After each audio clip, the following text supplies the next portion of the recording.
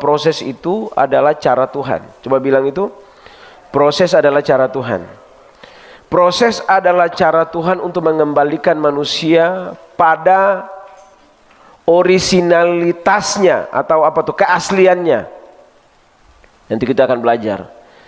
Jadi jangan takut proses, sebab semua hal yang indah di dunia ini selalu melalui proses. Semua hal yang indah. Coba Iman minta tolong gitar. Minta tolong Iman bawa gitarnya. Atau sama-sama gitar lah, ini contoh. Atau gitar lebih indah kayaknya, lebih nah. Coba Iman pegang di situ, Iman di situ. Oke. Nah, saudara tahu bahwa gitar ini sebelum jadi gitar ini apa? Pohon, betul. Pintar semua itu. Jason ini tadi pagi sudah dengar jadi tadi malam. Ini pohon. Iman kalah di situ, kalah star. Ini pohon. Sebelum dia jadi pohon, dia ini apa? Sebelum dia jadi gitar, dia pohon. Setelah dia pohon, dia jadi kayu. Setelah dia kayu, dia menjadi kayu yang diproses lagi. Kalau dia melawan, dia menjadi gitar. Kalau dia melawan saja, terus kalau seandainya kayu itu di tengah hutan atau pohon itu di tengah hutan, sudah di tengah hutan, jauh dari pemukiman, ular banyak di situ, lebah banyak di pohon itu, siapa yang mau suka akang? Tapi waktu pohon itu membiarkan dirinya diproses, hasil terakhirnya ini siapa saja mau. Yang penting dia tahu main gitar, dia pasti galojo akang. Betul gak sayang? Kalau saya kasih gratis ini kepada saudara, pasti Manggurebe ambil. Tapi kan ini gereja punya. Nah, kita sudah tahu bahwa hasil akhirnya akan begini, tapi prosesnya harus jalan. Semua orang di dunia ini tahu bahwa hamil itu tidak bisa satu hari langsung melahirkan. 9 bulan 9 hari itu tidak gampang. Mengandung 9 bulan 9 hari itu tidak gampang, karena itu proses. Tidak bisa karena saudara sudah bertobat, sudah lahir baru, sudah baptis, lalu hamil cukup 5 menit lahir. Saya ada, semua mesti proses sama. Menanam jagung misalnya, jagung berapa bulan dipanen Bapak Ibu? 3 bulan. Bukan karena saudara sudah bertobat, lahir baru, dibaptis lalu tanam jagung 2 hari panen. Siapa yang ajar? Semua ikut proses. Ali semua bertobat, belum bertobat, tanam jagung 3 bulan baru tuai. Karena Tuhan sudah atur bahwa semua hal itu punya proses. Dan proses itu cara Tuhan. Proses bukan hal yang berbahaya. Juga jangan jadi orang yang terlalu bangga bahwa saya orang yang paling diproses Tuhan. Kamu tahu kasih, berarti ini orang yang paling. Tidak usah, saya usah terlalu heboh dengan kamu. Justru saudara mesti bersyukur kalau diproses. Saudara mesti bertanya kalau tidak diproses. Jangan-jangan Tuhan sudah tidak mau bentuk saudara. Jadi sudah jadi gitar seperti itu. Bahkan kita tidak pernah tahu pohon itu bentuknya apa, pernah diambil dari mana. Katong sembarangan, katong cuma tahu gitar di toko. Kita datang beli gitarnya, kita mau main hari Minggu karena mau menyembah Tuhan. Tapi yang sakit itu kan kayu. Kalau kayu itu manusia dan dia mau berteriak, dan dia bilang stop, dia tidak jadi gitar. Dia cuma jadi pohon, atau pas ditebang dia jadi kayu yang tidur di tanah sampai busuk. Nah, proses itu di dalam Kamus Bahasa Indonesia dikatakan bahwa rangkaian tindakan pembuatan atau pengolahan yang menghasilkan produk sesuai dengan itu, keinginan atau sesuai dengan yang diinginkan. Si pembuat gitarnya mau pingin gitarnya seperti apa, demikianlah terjadi. Dan dia akan usaha sampai jadi seperti yang dia mau, bukan seperti yang gitar itu mau, bukan seperti yang kayu itu mau, harus seperti yang si pembuatnya mau atau si penciptanya. Nah, sekarang kita ini ciptaan Tuhan, amin. Dan yang proses kita Tuhan. Yang paling tahu kapan selesai dan hasilnya seperti apa itu cuma Tuhan. Katong main protes, dan saya mau bilang saudara, proses itu memang berat, tapi lebih berat lagi kalau kita berontak waktu diproses. Proses itu memang berat, tapi akan lebih berat kalau kita mulai melawan, kita mulai berusaha untuk menghindari proses atau menolak itu proses, itu tambah susah. Coba bilang dulu, tambah susah. Saudara semakin berteriak sakit, tambah sakit, lebih. Tadi lagu tadi itu yang pas penyembahan itu, akan kalimat pertama apa Ibu Tina? Nah, coba bilang dulu dalam 1, 2, 3. Dalam segala hal kau turut. Tapi kalau setiap kali kita nyanyi lagu model begitu, otak katong tuh di mana? Cara pikir katong di mana? Pasti para uang, betul gak saya? Pasti. Kau turut bekerja. Itu pasti itu. Otak katong cuma di uang kan? Tidak pernah berpikir bahwa turut bekerja itu maksudnya mendatangkan kebaikan. Kebaikan buat kita apa? Uang, baju baru, sepatu baru. Itu pasti itu. Manusiawi sekali. Pernahkah yang kita berpikir bahwa yang dimaksud dengan mendatangkan kebaikan adalah karakter kita semakin baik? Dan itu jarang kita masuk dalam perenungan itu. Selalu listrik mau bayar. Mulai angkat tangan. Dalam segala hal. Lalu kiarurlirmi lagi. Kau turut. Itu normal. Memang manusia kan perlu barang-barang itu. Tapi saudara mesti tahu. Alkitab bilang di dalam Matius ya. Bangsa yang tidak mengenal Allah yang cari itu barang. Tetapi bagi Bapak Ibu dan saya itu ditambahkan. Saudara 24 jam kerja dan orang tidur 6 jam dan dikerja sisanya sama saja. Makan tetap sama, begitu saja tuh. Saya nggak ada. Dong makan jagung atau makan jagung, semua sama. Tidak ada yang lebih dari yang lain. Saudara punya baju, berusaha beli baju 15 buah, satu hari beli pun tetap pakai satu. Saya ada orang pakai 15 baju satu kaligus. Terus kenapa menyusahkan diri? Apalagi sekarang kalau lambung kayak katong, saya boleh makan baminya, saya boleh makan asam. Jadi yang katong makan apa? Nasi putih lombo dan putih telur. Selamat makan. Sudah mengerti maksudnya? Itu kayak makanan di dunia susah ada yang berguna buat beta mau hidup lagi. Mau Kentucky, mau babi kecap, mau gurita kecap, apalagi itu katanya gurita kolesterol lebih tinggi dari semua yang lain. Beta baru kaget itu. Tapi kan kata orang Liti hidup sampai sekarang dengan gurita, tidak ada masalah. Biasanya itu teori dari mana?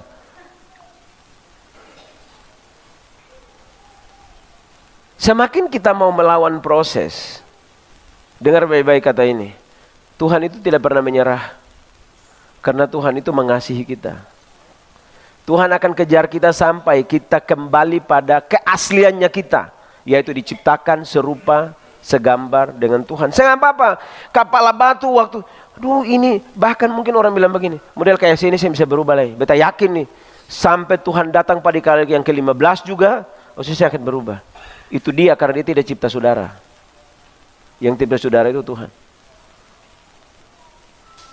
Nah itu sebabnya saudara mesti tahu itu. Nah ketika Adam jatuh dalam dosa, Tuhan tidak menciptakan Adam yang lain, tetapi Adam yang sama tetap hidup dan melaluinya lahir keturunan apa demi keturunan. Manusia melakukan kejahatan sepanjang manusia ada, namun Tuhan tidak kehilangan ide. Karena apa? Karena Tuhan telah memutuskan untuk menciptakan dan mengasihi manusia selama-lamanya. Kenapa terjadi seperti ini? Padahal dari awal manusia diciptakan serupa dengan Tuhan. Dari minggu lalu saya bilang bahwa ketika Tuhan memutuskan menciptakan manusia serupa segambar dengan Tuhan, tidak ada masalah di situ. Kemarin kita sudah bahas, bedakan masalah dan bedakan proses. Masalah itu manusia yang bikin. Masalah pertama kali yang terjadi dan menurut saya itu masalah satu-satunya, harusnya. Kalau kita mau jujur, itu masalah satu-satunya adalah ketidaktaatan manusia. Itu masalah terbesar manusia itu tidak taat. Dan itu Adam lakukan itu di Taman Eden. Kemudian diusir keluar dari taman. Itu masalah mulai di situ. Dan mulai keturunan demi keturunan kesalahan yang sama dilakukan. Tapi kan Tuhan tidak menyerah. 10 hukum Taurat dikasih ke bangsa Israel. 10-10-nya dilanggar oleh bangsa itu. Tuhan tidak menyerah sampai anaknya sendiri harus jadi korban. Yang satu bilang Ismail dipersembahkan, yang satu bilang Ishak. Padahal yang benar dua-duanya tidak dipersembahkan. Coba baca Alkitab, siapa yang dipersembahkan? Yang dipersembahkan itu Yesus di kayu salib. Bukan Ishak, bukan Ismail. Makanya kita tidak perlu domba-domba, kita tidak perlu sapi lagi untuk menebus dosa kita. Darah Kristus satu kali untuk selamanya. Masing-masing orang bertanggung jawab atas dirinya sendiri hari ini. Dulu itu imam yang harus berperkara dengan Tuhan. Imam besar, setahun sekali. Tapi begitu tirai terbuka, terbelah ketika Yesus disalib itu, jam tidak ada lagi batasan. Semua orang berhak. Makanya kita bilang oleh darah Kristus kita memperoleh keberanian untuk menghampiri tahta kasih karunia Allah sambil berseru ya Aba, ya Bapa. Saya nggak ada lagi bahwa pendeta khusus, mesti pendeta Anies dong. Saya nggak ada, semua berhak. Saudara di kebun masih bisa panggil Tuhan Yesus, kaseng.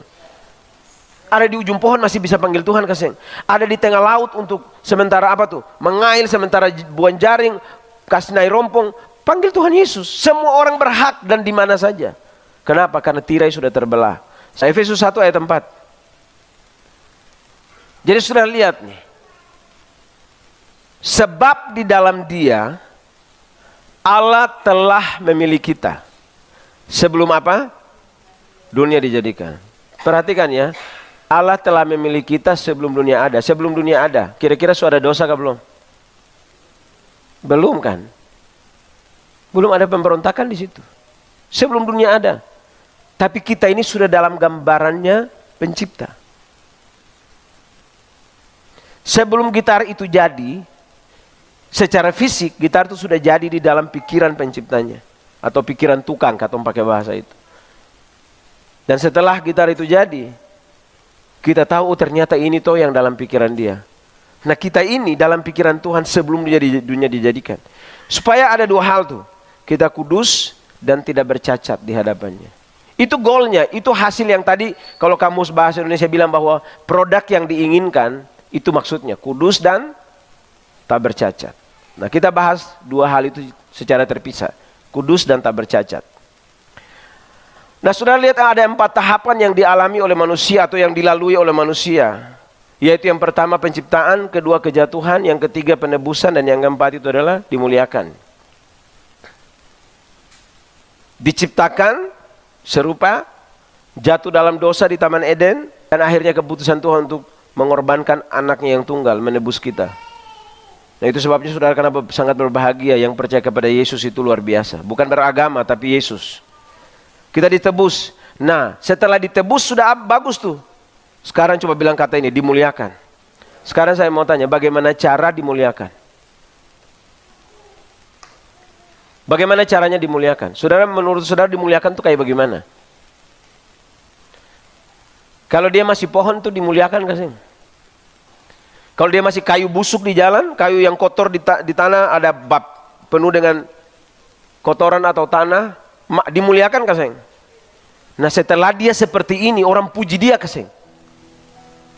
Dia bunyi bagus. Bukan dengan sadap kekuatanku. Orang bisa vokal grup dengarkan. Dolo beta vokal grup namanya Kecapision. Kami mengundang vokal grup Kecapision untuk memperdengarkan pujiannya. Itu katong maju dengan gitar. Nah saudara bisa bayangkan, sebegini baru orang semua punya. Waktu saudara dalam proses, semua orang akan meninggalkan saudara. Tapi begitu jadi, mulai tarik garis keturunan. Mulai, dulu tuh katong dua satu sekolah tuh. Usah ingat kesing, katong dua makan bakso lah. Itu mulai tutur dari mana ke mana. Tapi waktu sudah dalam proses lagi dalam air mata, orang sembah dekat saudara. Kecuali sahabat. Makanya dengar baik-baik. Saudara tidak pernah layak panggil Tuhan sahabat. Tuhan yang memanggil kita sahabat. Karena panggilan sahabat, saudara bisa berteman dengan semua orang, tapi tidak semua orang bisa jadi sahabat. Karena Alkitab bilang, sahabat itu menaruh kasih setiap waktu, bahkan menjadi teman dalam kesukaran. Dan Tuhan bilang begini buat murid-muridnya, kamu bukan lagi hamba, tapi kamu adalah sahabat. Nah kita lihat, diciptakan, jatuh, ditebus, kemudian dimuliakan. Nah dimuliakan itu butuh proses itu. Karena Tuhan tidak bisa memuliakan sesuatu yang cacat. Tuhan tidak bisa memuliakan karakter yang masih morat-marit, tidak bisa. Ini produk yang mau ditampilkan ke dunia. Karena satu ketika Tuhan disebut pengantin kan, gereja adalah mempelai wanita. Nah, di dalam Lukas pasal 1 ayat yang ke-17, coba cek-cek di saudara punya HP Alkitab. Kalau itu betul baterai amin saja. Supaya kita tahu itu betul.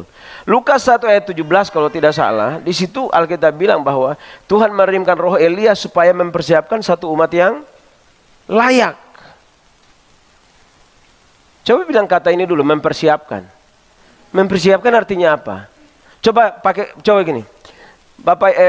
Para pelayan setiap hari Minggu datang jam 3 sore untuk mempersiapkan ruangan ibadah. Maksudnya mempersiapkan apa? Menyimpan. Atur kursi kalau masih kotor pel. Nah, bayangkan itu, hidupmu dipersiapkan tuh kayak apa? Ada kotor-kotor kan dibersihkan, dapat kikis ke sana kemari. Betul kasih yang memang. Kenapa? Dapat kikis sakit kasih yang Bapak Ibu. Sakit. Tiang gereja kita itu, nanti saudara sepi lihat, akan tambah licin. Kenapa? Tapi itu dong diko itu 3 kali dobol. Habis diko plus lagi. Nah, bayangkan itu untuk dapat hasil yang ya mungkin tidak sebagus yang katong lihat di negeri-negeri maksudnya di kota-kota besar, tapi minimal licin. Bagus untuk dinikmati. Nah, bayangkan hidup saudara dapat kikis. Nah, dan orang suka bertanya begini, mengapa diproses? Saudara bisa tanya Tuhan tuh, bisa komplain atau bisa komplain itu apa bahasa hari-harinya? Protes. Saudara bisa datang protes Tuhan. Tuhan, mengapa beta diproses? Mengapa? Dan saudara tahu jawabannya apa? Saudara tebak saja jawaban Tuhan apa? Siapa suruh? Coba bilang kata itu. Coba bilang itu, siapa suruh? Tuhan kalau mau lanjut bilang, Ale pun mau begitu toh. Terus dari awal bicara baik-baik, saya mau dengar. Dan tidak ada cara lain. Dari semua cara yang pernah ada, tidak ada cara lain. Saudara lihat aja, kata proses itu di segala lini kehidupan, itu relevan. Nah, kata kudus dalam ayat yang tadi, yang satu, kata kudus. Jadi kita mau bahas tentang kudus dan tidak bercacat. Kata kudus itu dari kata Ibrani kados. Kados itu artinya naik lebih tinggi. Dalam bahasa Inggris diartikan di atas rata-rata. Jadi istilah kudus dalam perjanjian lama dan perjanjian baru digunakan dalam pengertian tertinggi untuk menggambarkan pribadi Allah sebagai pencipta yang melebihi atau mengungguli ciptaannya. Jadi yang dibilang kudus itu artinya itu bicara standar kehidupan, kualitasnya sama dengan Tuhan. Nah, makanya dosa itu merusak kualitas. Jadi di dalam Roma berapa tuh? Roma 3 ayat 23. Waktu Alkitab bilang manusia telah jatuh ke dalam dosa dan telah kehilangan kemuliaan Allah. Kata kehilangan itu bukan sama dengan kehilangan handphone, kehilangan baju di jemuran, bukan. Kata hilang itu, perhatikan ini. Kata hilang itu menjadi lebih rendah dari kualitas yang ditentukan. Yang tadi itu, karena kudus tadi artinya tempat yang tinggi. Jadi kualitas Tuhan itu main di atas, yang main di bawah. Dosa itu adalah kualitas paling rendah dalam kehidupan manusia.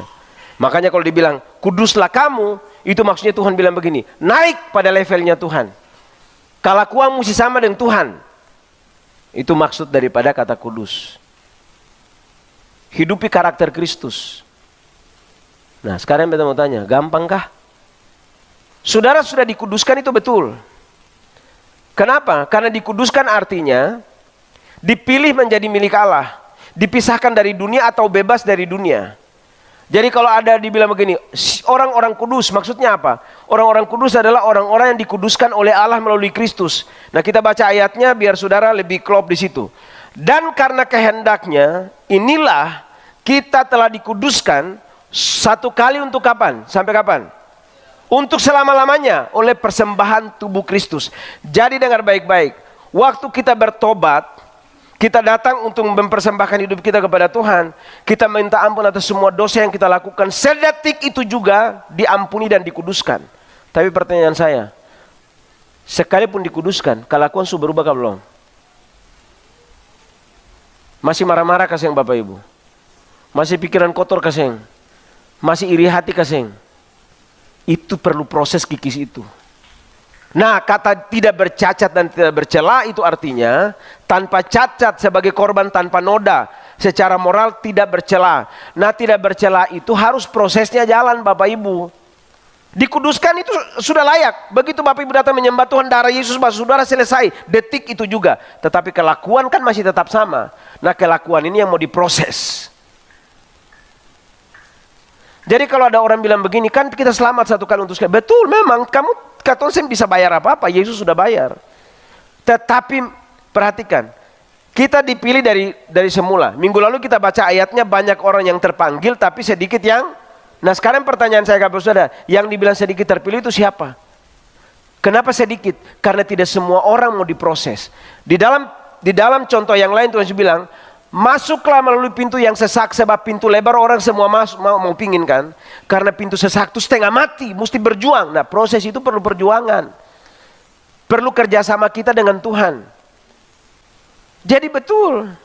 Tapi kan masih bijiruku sedikit, kepala malawang, masih balagan, masih sombong, kesombongan. Itu maka Tuhan kikis. Dan dengar baik-baik, Tuhan tidak pernah kalah dengan saudara. Waktu Tuhan sembuhkan saya, tujuannya bukan supaya mulu sabaran. Sudah mengerti maksudnya? Dan Tuhan sembuhkan saudara dari sakit bukan untuk makan sabarang lagi tuh. Tapi kalau saudara mau pingin makan sabarang, maka tiba-tiba telepon Bapak Da, beta lemas, tolong infus dulu. Karena saudara karena kita ini tidak mau prosesnya jalan dengan baik. Yang kita mau tuh hasil. Tidak ada hasil tanpa proses, tidak ada. Dulu saya pikir juara satu tidak pentinglah dalam sekolah. Memang itu tidak penting, tapi kita mesti akui, orang belajar pasti juara. Dan itu mungkin hal-hal kecil yang Tuhan mau pingin kita belajar. Memang maksudnya gini, itu bukan segala-galanya. Tapi sudah maksudnya gini, orang kalau menghargai proses pembelajaran dengan baik, dia akan dapat hasil yang memang, bahkan itu bukan yang dia kejar. Terus saudara bilang begini, beta ini sebenarnya mau marah-marah. Tapi dong ganggu beta terus. Nah justru itu. Justru kalau orang tidak mungkin saudara marah kalau ada yang ganggu, betul kasih. Maksud Tuhan itu biar ada yang ganggu tapi jangan marah, itu kan maksudnya. Saudara tidak bisa larang orang ganggu saudara, siapa yang mau larang orang? Tapi maksudnya kalau diganggu jangan. Jadi kalau sampai hari ini sudah diganggu untuk hal yang sama, berarti bagi Tuhan belum lolos. Jadi kikis terus. Kenapa? Kita sudah baca dari awal. Karena Tuhan menciptakan kita dan memutuskan mengasihi kita sampai selama-lamanya. Semua di sini rata-rata piara kuda. Kalau kuda punya mulut terobek itu gara-gara apa? Iya, beta tahu itu tali. Tapi kalau dia tak mati kan tali yang mungkin kasih luka dia toh. Tapi semakin dia mau melawan, bisa putus dia punya mulut. Sama dengan manusia. Semakin melawan, Tuhan punya proses urat-urat saraf putus. Tuhan tidak pernah senang karena saudara diproses. Tapi Tuhan tidak punya pilihan lain. Kenapa? Karena kedagingan manusia tidak bisa Tuhan tahu, Yohanes 12 ini cara tangani begini. Ada dua orang yang paling terkenal dalam perjanjian lama. Satunya Yusuf, satunya namanya Daud. Sama-sama orang baik. Daud itu penyembah Tuhan dari kecil. Mengembalakan 2-3 ekor kambing domba dengan setia.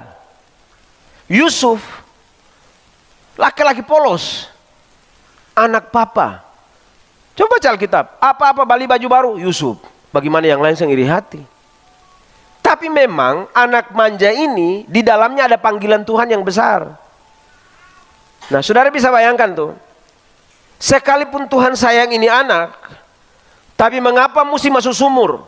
Mengapa mesti mengalami ketidakadilan di rumah Potifar? Kenapa? Karena anak manja tidak bisa memimpin bangsanya. Yang Tuhan mau kikis itu, apa-apa OC, itu yang Tuhan mau kasih kikis dari dia. Sampai dia punya kesimpulan, kamu mereka-rekakan yang jahat, tetapi Tuhan mereka-rekakan yang baik. Dia bisa kasih makan satu bangsa, keluarganya dikasih makan, karena prosesnya dia lewati. Sebenarnya Tuhan lagi kepentingan apa Tuhan mau kasih masuk dia dalam sumur? Kepentingan Tuhan apa? Mengikis dia punya rasa manja. Daud, sekarang Daud. Daud mengembalakan kambing domba 2-3 ekor. Setia tulus, Daud itu paling tulus. Tuhan bilang menemukan hati Daud itu berkenan di hadapan Tuhan.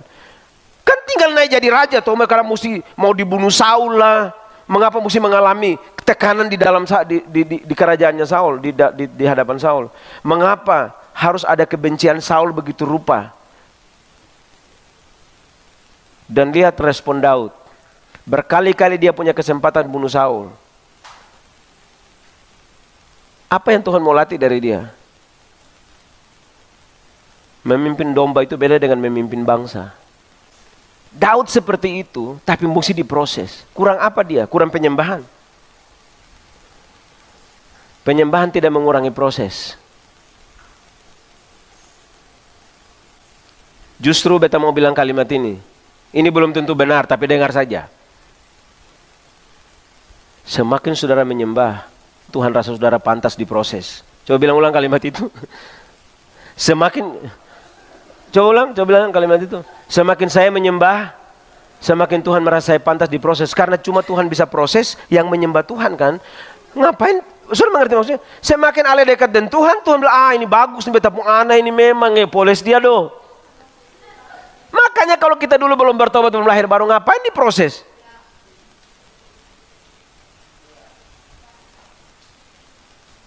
Dikuduskan dari awal, itu tidak ada masalah. Dengar baik-baik. Anak terhilang dia pulang, kenapa papanya bikin itu? Memutuskan lari ambil dia, karena dia sayang anaknya. Tapi sekalipun begitu sayang dia terhadap anaknya, dengan kata lain, menerima anaknya apa adanya, betul? Seperti kita diterima apa adanya, dikuduskan. Tetapi begitu pesta mau jalan, ganti baju. Begitu, karena apa? Ini pesta kerajaan. Ini bukan pesta menang piala bola kaki ke futsal lalu sisa barang di sini, pesta kerajaan. Ini bukan pesta arisan ya. Ganti baju. Papa, beta kan papa anak tuh beta bisa. Oh, no. Pesta punya aturan. Dari awal sampai dunia ini berakhir, sampai kekekalan, Tuhan itu raja. Mengapa disembah? Kenapa dia Bapa kok disembah? Dia raja, dia berhak panggil kita anak. Kenapa dia raja? Contoh sekarang Pak Jokowi datang di MBD, ketemu Randy. Kan Randy tidak mungkin bilang for Pak Jokowi begini, Pak, sekarang saya anggap Bapak sahabat loh. Itu kan saya mungkin, karena betul. Tapi Pak Jokowi bisa bilang begini, Randy, lihat kamu beda orangnya. Saya mau pingin kita bersahabat Randy. Kenapa? Itu kira-kira kalau Randy dengar itu, Randy rasa bagaimana? Bersyukur kan, bangga. Nah, Tuhan memutuskan untuk dalam statusnya sebagai raja, dalam kepribadiannya, dia bilang begini, boleh panggil beta Bapa. Supaya apa? Tuhan mau kita dekat dengan Tuhan, tapi jangan lupa, dia tetap raja. Dalam sisi penerimaan, dia Bapa yang memeluk anak itu. Mau badaki, mau kotor, Bapa peluk. Tapi begitu sisi rajanya mau bicara, ganti baju. Ganti baju itu maksudnya ganti kelakuan. Dan ini proses betul saudara. Nah sekarang akhirnya saudara dan saya mengerti begini. Kenapa mesti katong bertobat, menyembah Tuhan proses? Nah itu dia, siapa suruh mau menyembah. Jadi kalau saya mau diproses, saya usah menyembah. Lari liar-liar di jalan saya, Tuhan juga saya pasti untuk proses saudara. Tapi kalau saya saudara bilang, ada lagu-lagu inti tuh kan. Lebih dalam lagi, oh sudah. Mari ade. Mari nyong. Apalagi pakai bahasa Inggris lah. To worship you I live. To worship you. Mari onare. Mari. Tahu lagu Dolo yang paling top apa lagunya? Ku mau sepertimu, sama-sama. Disempurnakan.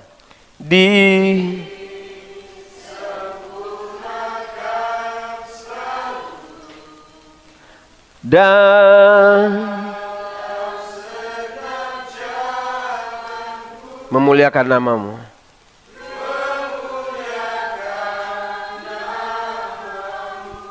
Kita pikir bernyanyi seperti itu selesai, langsung masalah selesai. Kan katong pikir selalu begitu toh. Habis menyanyi terbang-terbang dalam ruangan ibadah, selesai. Siapa yang ajar? Itu baru permulaan dari penderitaan. Tadi beta perjamuan kudus di Amoa, beta dapat ayat kan. Habis khotbah ini nih. Tahu ayat apa yang beta dapat? Saya jarang lihat ayat kalau beta perjamuan, tapi tadi saya mau pingin lihat ayatnya. Barang siapa yang tidak memikul salibnya, dia tidak layak mengikut aku. Sepanjang jalan tuh beta pikir, Tuhan sejahat itu kasing. Sebab tidak ada jalan lain untuk menemukan kemuliaan kecuali jalan salib. Kedagingan ditekan, kemuliaan muncul. Dan saudara tahu, saudara tidak ahli dalam menekan semuanya. Mesti kasih Tuhan yang atur. Kasih Tuhan yang kikisahkan. Tadi bagus tuh, ranting yang. Tapi di ayat lain juga bilang begini, bukan yang tidak berbuah saja, bahkan yang berbuah pun dipotong supaya tambah berbuah. Jadi sekarang sepakat ya, proses bukan lagi menakutkan ya. Jadi begitu sudah diproses senyum, bilang dangke banyak Tuhan. Yesus manis, sama-sama kapela dulu. 3. Sio sungguh manislah wangi, biar proses bagaimana lagi. Yesus manis. Yesus, katong ganti kata-kata ya. Ulang satu kali. Yesus manis, sio sungguh manislah wangi, biar proses bagaimana lagi. Yesus manis. Yesus manis. Dan saya mau kasih tahu, Tuhan tidak punya cara lain. Karena dia sudah terima kita apa adanya. Dan untuk kembali memiliki karakter seperti semula, yang pertama kali Tuhan ciptakan kita kudus dan tak bercacat itu, harus dikikis dengan proses. Supaya menjadi emas yang murni. Sebab itu jangan takut dengan proses. Saya tidak tahu proses yang Bapak Ibu alami seperti apa. Tapi intinya bahwa tidak ada cara lain selain Tuhan mau. Karena semakin kita melawan, semakin akan berbahaya buat diri kita, saudara. 1 Petrus 1 ayat yang ke-5. Tetapi sekarang hendaklah kamu suci dalam segala kelakuanmu. Tetapi hendaklah kamu menjadi kudus di dalam seluruh hidupmu, sama seperti apa? Dia yang kudus, yang telah memanggil kamu. Dalam bahasa Indonesia terjemahan sederhana. Tetapi sekarang hendaklah kamu suci dalam segala kelakuanmu. Bagaimana caranya suci dalam segala kelakuan? Suci dalam kelakuan itu yang dimaksud tadi, tidak bercacat dan tidak bercela. Sekarang uji ketemu kelakuan semua. Semua suci dalam segala kelakuan. Nah, izinkan proses datang. Jangan melawan. Tuhan, semua hal Tuhan lagi kikis supaya kita menjadi layak di hadapan Dia. Itu puncak dari semuanya. Itu kita menjadi umat yang layak. Kita mau menjadi orang yang dipanggil, dan kita juga mau jadi orang yang dipilih. Sama seperti Allah yang sudah memanggil kita adalah apa? Suci. Hendaklah kamu menjadi kudus artinya apa? Ada proses. Hendaklah kamu menjadi kudus artinya apa? Menjadi itu butuh proses. Menjadi gitar itu butuh proses. Hendaklah kamu menjadi kudus. Kita kembali ke pengertian kudus tadi, bahwa hendaklah kamu punya karakter yang punya kualitas yang tinggi, bukan rendahan lagi. Itu artinya apa? Artinya proses yang harus kita lewati agar memiliki kualitas karakter yang Tuhan inginkan manusia atau kita miliki, seperti ketika pertama kali Allah menciptakan manusia serupa dengan Tuhan. Jadi proses itu cuma kas balik katong kepada katong pun asli saja. Proses merupakan cara Tuhan untuk membawa kita kembali kepada originalitas atau keaslian kita sebagai pribadi yang diciptakan serupa dan segambar dengan Allah. Berarti saudara sepakat dengan saya bahwa proses merupakan hal yang baik dari Tuhan. Coba bilang itu sama-sama. Proses merupakan hal yang baik dari Tuhan. Yakobus 1 ayat 2. Saudara-saudaraku, anggaplah sebagai suatu kebahagiaan. Bilang dulu, satu kebahagiaan. Apabila kamu jatuh dalam berbagai-bagai pencobaan. Saya pakai kata sederhana, proses, pembentukan. Mengapa? Sebab kamu tahu bahwa ujian, sebab kamu tahu, bilang beta su tahu. Su tahu jadi jam pura-pura sen tahu. Katong su tahu hasil akhirnya kan? Katong su tahu. Ini. Su tahu kalau hasil akhirnya ini, jangan melawang. Ini hasil akhirnya mesti kayak begini. Ya, ini tidak tepat sekali. Karena dia juga benda mati, dia bisa bicara. Tapi anggaplah kayu ini, dia tahu dia masa depan dia bakal jadi gitar yang indah. Karena kamu tahu, kamu sudah tahu itu. Katong semua ini sudah tahu bahwa ujian terhadap imanmu itu menghasilkan ketekunan. Tidak ada ketekunan tanpa ujian. Manusia itu pada dasarnya tidak tekun. Nah, untuk dia mau tekun mesti ada ujiannya, ujian-ujian. Mesti hadapi tantangan-tantangan supaya dia tekun. Orang tua-tua dulu don't tahu itu. Amsal bilang apa Amsal? Pukulan itu membersihkan lubuk hati. Ayat 4. Dan biarkanlah ketekunan itu memperoleh buah yang matang. Baca ini pelan-pelan. Supaya apa? Kamu menjadi sempurna. Alkitab sudah tegaskan tidak ada kesempurnaan tanpa ujian, tanpa proses. Kita pikir sempurna itu, katong percaya Tuhan langsung atau sempurna. Siapa yang bilang? Saya ada. Dikuduskan iya, dibenarkan iya. Itu sudah tidak ada tawar-menawar. Nah, sekarang kita hidup sebagai orang benar. Orang benar yang diproses menjadi sempurna. Dulu katong belum bertobat, tidak ada kata proses dalam hidup. Katong seenaknya saya nggak ada kata proses. Begitu dalam Tuhan, mulai. Paulus bilang, jadikan aku tawanan rohmu. Nah, ini ditawan sekarang nih. Mau bagrasem bisa tuh, mau berontak memang. Ada saya yang di sini ikut Tuhan terus mau berontak. Ada saya mungkin saya ada. Tapi saya bisa bagrato. Kenapa? Sudah patawan tuh. Sekalipun proses itu sakit, saudara akan menjadi lebih sunyi kalau saudara keluar dari Tuhan. Saya tahu itu sakit, tapi tempat yang paling tepat bagi kita bukan tempat aman. Tempat yang paling tepat bagi kita adalah di mana ada Tuhan di situ. Supaya kamu menjadi sempurna dan utuh, bayangkan itu. Kata utuh itu apa artinya? Saya ada cacat.